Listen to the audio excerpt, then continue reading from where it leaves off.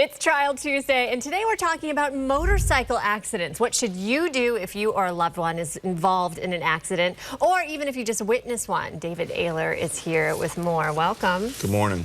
Like a lot of motorcycles, first of all, they're hard to see on the roads. Right. I feel like I'm always scared by them. They zip around. More frequently, are they in accidents more often than cars? Yeah, particularly right around this time of year here in Sure. the Lowcountry, because it's a period of time where it's not too hot but not too cold. So you've probably seen a lot more bikes out. There usually is that in the fall and early spring. And with that, a lot of people, aren't really paying enough attention to the bikes. A lot of motorcycles. Just a visibility Right, thing. exactly. You know, the inattentiveness of a driver, unfortunately due to text messaging, Sure. playing with their phone in general or the radio or whatever it may be. So unfortunately, that causes a lot of the accidents. And a lot of times when they're trying to reconstruct the accidents, they really don't know exactly what happened initially. Really? So let's just kind of break this down. First of all, let's say you are involved in a motorcycle accident. What should you do? Well, no matter if you're involved in treatment. Right, of course. I mean, you definitely want to go to the hospital, particularly considering the fact that on a bike, it's obviously going to be a lot more dangerous. Unfortunately, the injuries are usually a lot more severe, or even, of course, death, as we've seen in the Lowcountry just recently here, a couple of different accidents.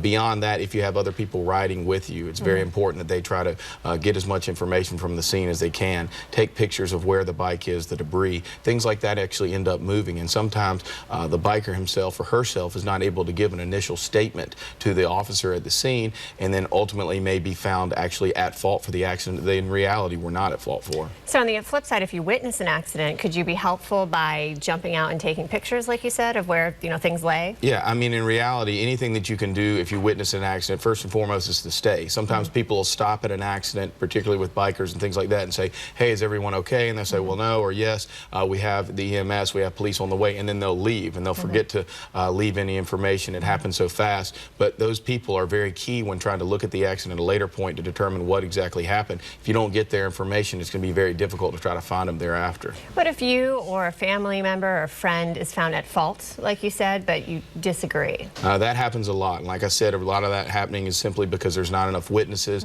and the initial statements made are usually made by the drivers of the vehicle, not by the individual on the motorcycle. So in those situations, it's very important that, of course, beyond your actual physical treatment at a hospital or a doctor, that you talk to an attorney. An attorney is going to work with you trying to get an accident reconstructionist involved. Usually these are former officers who are experts in the field, and what they really can do is go back, and I know we've had several of these in my own office, that when it looks one way, they recreate it. Maybe also sometimes you can find some witnesses and that sort of thing and show that, in fact, the motorcycle rider was not at fault. That's going to make a huge difference when you're going up against those insurance companies. Regarding helmets, does it make a difference? Obviously, if you're over 21 years old here in the state of South Carolina, you do not have to wear a helmet.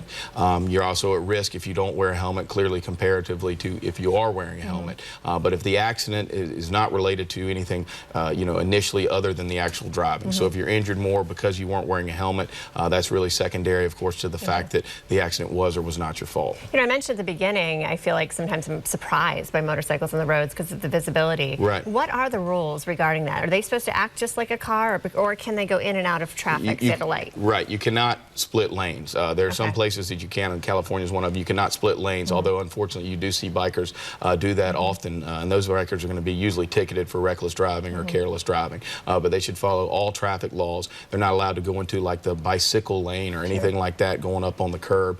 To get respect on the roads, you have to show respect, and they have to do that to the drivers as well. But the biggest issue for most motorcyclists is not so much their driving, it's the inattentive driving of other drivers out there in vehicles, which are, of course, a lot bigger than what they're driving. Sure. All of us need to pay more attention. Yeah, Get off the phone, stop texting. Attorney David Ayler, thank you so much for being Thanks here. for having me. It's Trial Tuesday, and we've got much more on Lowcountry Live right after the break, so stick with us.